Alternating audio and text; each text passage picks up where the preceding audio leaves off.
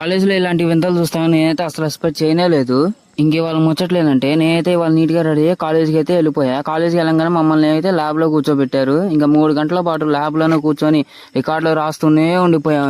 ఇంకా మా సిఆర్ గాడు అయితే పక్కనే కూర్చొని ఉన్నాడు, కానీ వాడైతే అసలు బుక్ వైపు ఆపకుండా రాస్తూనే ఉన్నాడు. ఇంకా ల్యాబ్ లో పీరియడ్ అయిపోగానే మేమైతే ఇంకా క్లాస్ కి అయితే వెళ్ళిపోయాం. క్లాసులు కూడా అయిపోయినాయి, ఇంకా కాలేజ్ కూడా అయిపోయింది కదా అని చెప్పని ఇంకేం చేస్తాంలే అని చెప్పని మేమందరం అయితే ఇంక వెంటనే కొత్త బిల్డింగ్ అయితే బయలుదేరిపోయాం అనమాట.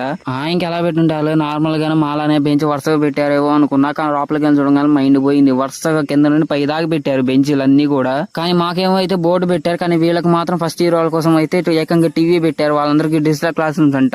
ఇక మీద బోర్డు మీద చెప్పే అవసరాలు ఉండదు ఇంకెందుకంటే ఇంక అందరికైతే ఇంకా ఎలాగో టీవీలోనే క్లాసులు ఎక్స్ప్లెయిన్ చేస్తున్నారు కాబట్టి ఇంక అందరూ హ్యాపీగా క్లాస్ రూమ్ లో అయితే క్లాస్ వినొచ్చు. ఇంకా మన చలపతి యూనివర్సిటీలో ఎవరెవరైతే ఫస్ట్ ఇయర్ జాయిన్ అయిన వాళ్ళు ఉన్నారో వాళ్ళందరూ ఖచ్చితంగా ఈ వీడియో చూస్తే కనుక ఖచ్చితంగా కామెంట్ అయితే చేయండి ఎవరెవరు జాయిన్ అయ్యారు అనేది. అలానే వెళ్ళేటప్పుడు మన ఛానల్ ని సబ్స్క్రైబ్ అని ఫాలో చేసుకోవడం మాత్రం మర్చిపోకండి. వెళ్ళొస్తాను.